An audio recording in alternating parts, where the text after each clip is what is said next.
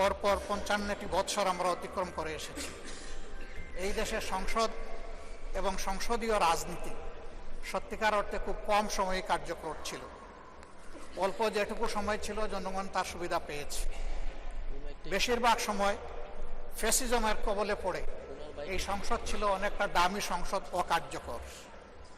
এবং আপনি যে বিরল সম্মানে আজকে ভূষিত হয়েছেন, এই জায়গায় অভিভাবকত্বের দায়িত্ব যারা পালন করেছেন অতীতে, তারা নিজের উপর, সংসদের উপর, দেশবাসীর উপর, গণতন্ত্রের উপর, মানুষের অধিকারের উপর তারা সুবিচার অনেকেই করতে পারেননি।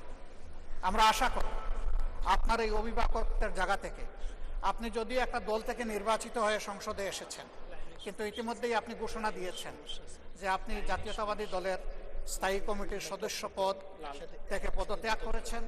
এখন আপনি সকলে, আমরা মনে করি আপনার কাছে সরকারি দল এবং বিরোধী দল আলাদা কিছু হবে না। আপনার কাছে আমরা সুবিচার পাব, জাতির কল্যাণে যে কথাগুলো বলতে চাইব সেই কথাগুলো বলার সুযোগ আপনার কাছ থেকে পাব।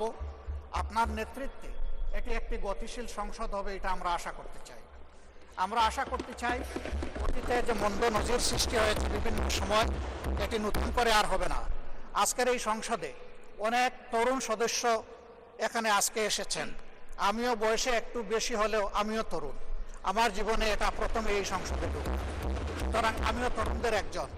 সেই তরুণরা যারা এখানে প্রাজ্ঞ আছেন, অতীতে যারা এই মহান সংসদের সদস্য বারবার নির্বাচিত হয়েছেন, তাদের কাছ থেকে আমরা